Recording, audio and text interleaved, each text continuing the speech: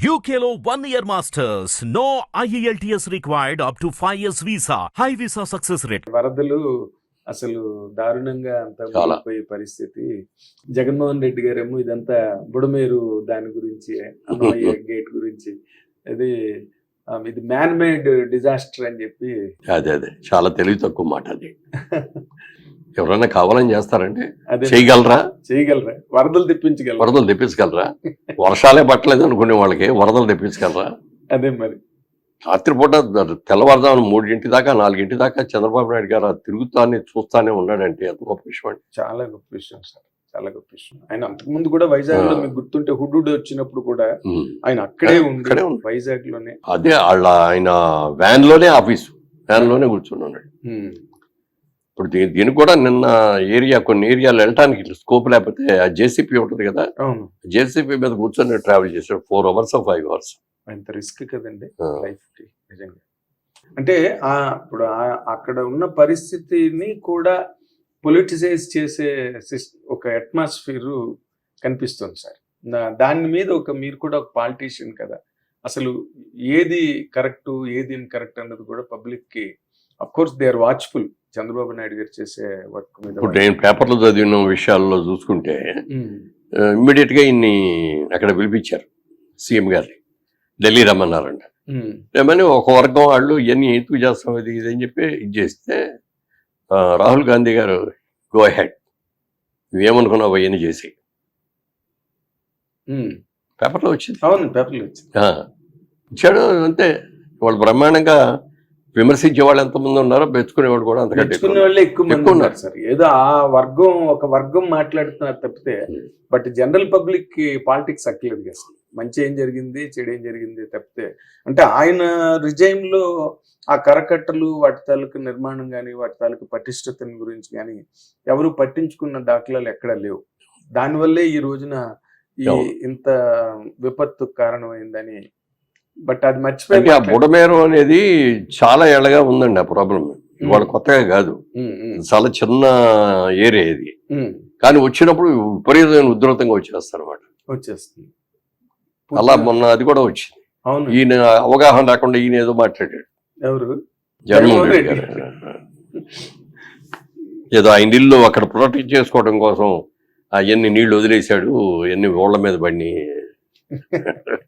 అదే నాగబాబు గారు దాని మీద చాలా స్ట్రాంగ్ గా రియాక్ట్ అయ్యారండి ట్విట్టర్ లో, చాలా స్ట్రాంగ్ గా రియాక్ట్ అయ్యారు. మీరు అప్పుడు చేసింది ఏంటి, అయితే అప్పుడు మీరు చేసింది కరెక్టా అంటే మనం మాట్లాడకూడదు, ఏదో డిబేట్ నడుస్తున్నది కానండి. బట్ ఓవరాల్ గా అక్కడ ఇప్పుడు పవన్ కళ్యాణ్ గారు డిప్యూటీ సీఎం అయ్యి చంద్రబాబు నాయుడు గారు మళ్ళీ సీఎం గా వచ్చిన తర్వాత ఒక సీనియర్ పర్సన్ గా, ఒక పాలిటీషియన్ గా అక్కడ జరుగుతున్న కార్యక్రమాల మీద మీ తాలూకా ఒపీనియన్ ఏంటి సార్? అంటే ఇప్పుడు జరుగుతున్నది 5 ఏళ్ళు బ్లాక్ అయింది ఏపీ స్టేట్ దాదాపుగా.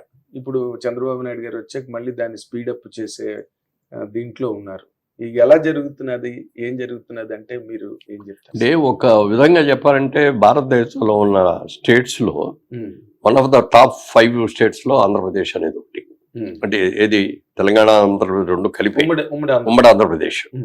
అలాంటి స్టేట్లో తెలంగాణ ఏమో బాగా ఎస్టాబ్లిష్ చేశారు, బ్రహ్మాండంగా వచ్చేసింది అన్ని రకాలుగా. దానికి ఎవరో కారణం అంటే చంద్రబాబు నాయుడు మూలం 100%, అందులో డౌట్ లేదు. ఇంకోటి రెండో కాంట్రవర్సీ కూడా లేదు. ఆంధ్రప్రదేశ్ విభజన జరిగిన తర్వాత మన క్యాపిటల్ లేకుండా అయిపోయింది. క్యాపిటల్ లేని రాష్ట్రం. మ్యాప్ లో కూడా ఆంధ్రప్రదేశ్ అంటే ముఖ్యపట్నం ఏంటంటే లేదు. అవును, అది ఏం చేయాలి అనే దాని మీద చాలా హోంవర్క్ చేసి అయినా, ఎందుకంటే ఏ స్టేట్ అయినా సరే సిటీ ముఖ్యం అండి.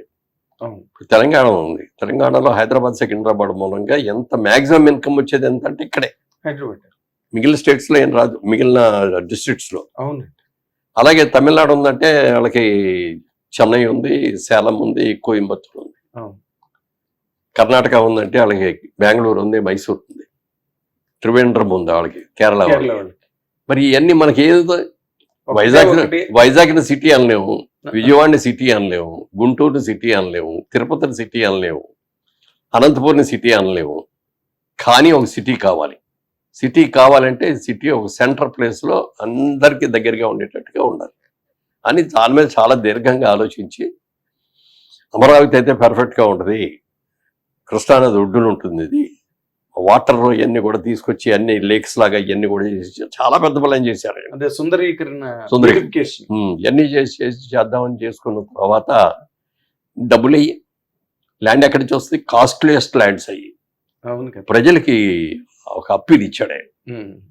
ఈ ల్యాండ్ ఇవ్వండి, డెవలప్మెంట్కి మాకు ఇవ్వండి, మేము డెవలప్ చేస్తాం, ఇన్ఫ్రాస్ట్రక్చర్ అంతా వేస్తాం, రోడ్లు, కరెంటు కావాల్సిన అన్నీ కూడా మేము చేస్తాం, చేసి మీరు ఇచ్చిన ప్రతి ఎకరానికి ఇంత మీ షేర్ అని చెప్పి మీకు ఇచ్చేస్తాం, డెవలప్డ్ ల్యాండ్ ఇస్తాం అని చెప్పిస్తే ఈయన మీద ఉండే ఒక నమ్మకంతో దాదాపుగా 33,000 ఎకరాలు నాటే జో- వరల్డ్లో జరగలే ఇంతవరకు ఎక్కడ ₹1 తీసుకోకుండా ఇవ్వటం.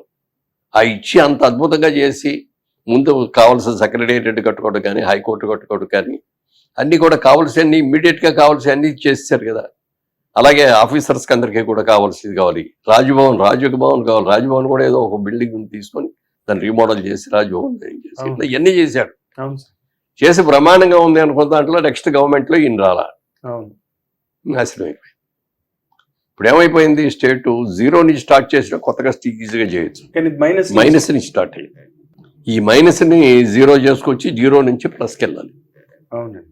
అది ఆయన కాబట్టే చేయగలిగారు. 100%.